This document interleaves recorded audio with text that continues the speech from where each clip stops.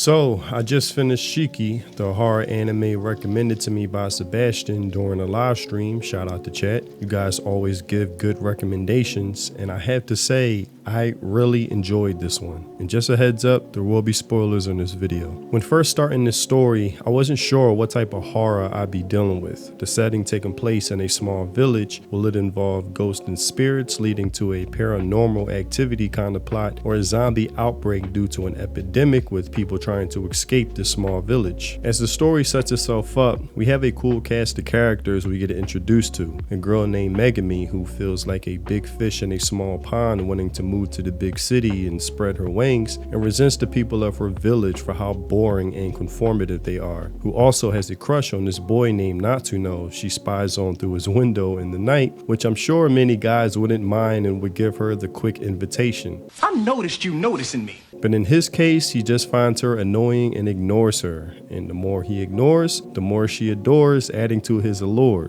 Taking notes.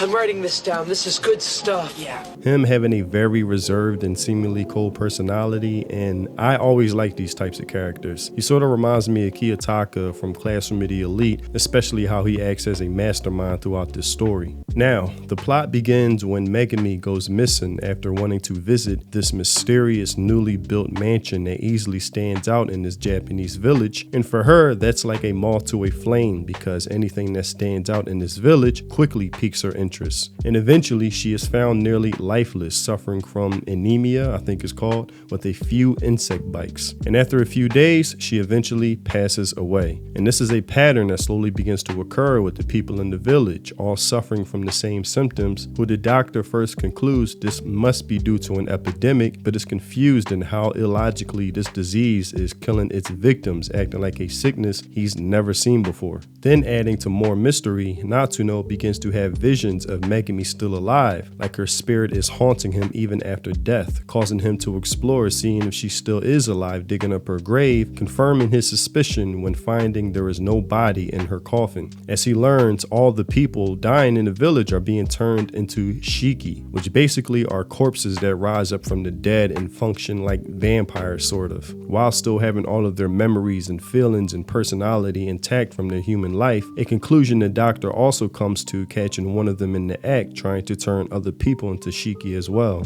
As this continues, we learn that the people who moved into the mansion are all Shiki. Shout out to the main lady with the exceptional rack. She had some sweet boobs. And they're looking to take over this village using soft power by slowly turning all the villagers into Shiki themselves until eventually they outnumber the humans and can call this place their new home now. Now what's interesting is that these Shiki still having their emotions intact, like Megami still visits Natsuno wanting to turn him herself, and is heartbreaking when he tears up her love letter, still being in love with him, and you kind of feel sorry for her a bit, and how one of the Shiki, after becoming one herself, not by choice, now seeks to turn the rest of her family because she wants their love and their company back. But how this process works is that even after being bitten and killed, not everyone is guaranteed to rise up back to life as a Shiki, but some actually just stay dead. You're basically gambling to see who makes it and who doesn't. And it's really sad when she realizes all her family doesn't carry the gene to turn after trying to do so with one of them at a time, ending up in complete loneliness and most likely all out regret knowing she killed all of them and failing.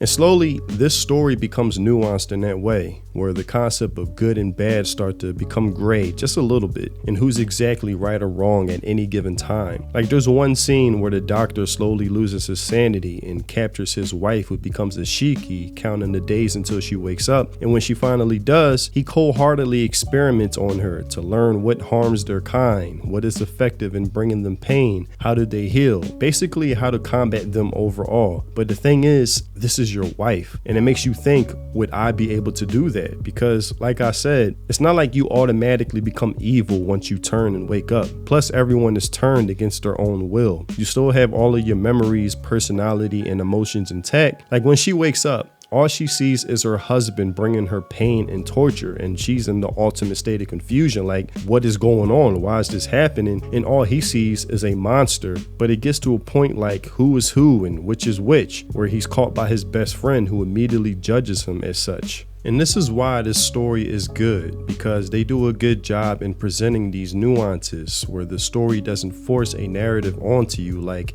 here's a pamphlet on how to perceive this story. Like here's the good guys, here's the bad guys, here's who to feel sorry for, and here's who to feel callous towards. They basically leave it up to you as the viewer to decide. The story and the characters are so believable that if the story actually played out in the real world, you could believe that this is how it would occur. Like with the doctor and his wife, you see the rationale in what he's doing, trying to gain knowledge of how to fight these demons after seeing so much death himself from the Shiki. But it's just that, man, that's your wife, not a stranger, Shiki instead. But then you also predict she will eventually succumb to thirst for blood and start killing people herself, so it can be hard for most to decide. But then you see there's one Shiki that refused her thirst despite being tempted by bait and died from starvation instead, never choosing the lifestyle of a Shiki. Like, would it be fair to feed her some blood in doses if she has this kind of discipline? Or is this irresponsible to do that, potentially putting more people in harm's way and danger? Then also, all the knowledge he learned from his experiments led to the villagers fighting back, putting the right methods to use, which makes sense. These creatures were looking to make humans extinct in this village and take over, completely understandable. But then you had some of the villagers who were being hypnotized by the Shiki to act against the other humans and kill them, which led to humans killing other humans because of this if they suspected even an inch of betrayal, unjustified at times, leading to innocent people being killed, making you question who are the real bloodthirsty monsters now,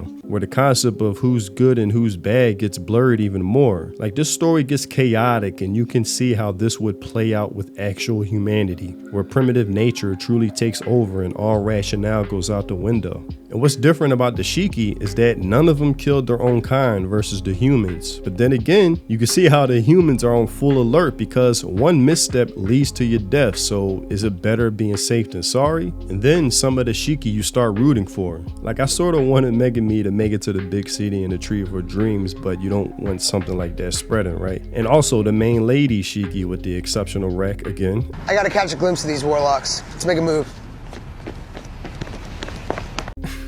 You kind of feel sorry for her in her last moments, especially when learning her backstory. And they really did a good job emphasizing and displaying what the fear feels like to Shiki when approaching or in the face of certain religious statues and shrines, like, so you can understand how this would shock them into fear that acts as a natural deterrent for their kind. Then on the other hand, you have Shiki like this dude I could care less about. But overall, really good anime. Again, they really do a good job in presenting a story of how this would act out in real life, really demonstrating human nature, what happens when we reach our breaking point, how vampires or Shiki would act in their best interest, seeing people as prey, stripping them of free will, only seeking to raise their numbers, taking chances with that. You could tell the writer was only interested in telling a good story, not forcing you as the viewer like, hey, this is who is good and this is who is bad. Feel sorry for this group while cheering on the other. The story was much more complex than that without trying hard to obviously be complex, where the intentions of the author is cringe and so on the nose, which I applaud this anime for not being that, because it felt like a true, authentic story.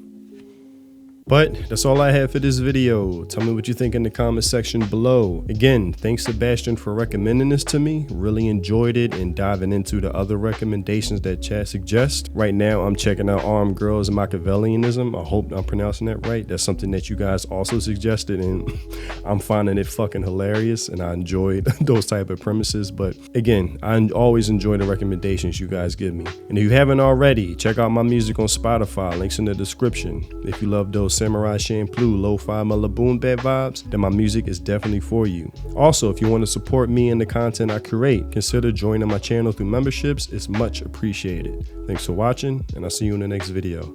Free think. Peace.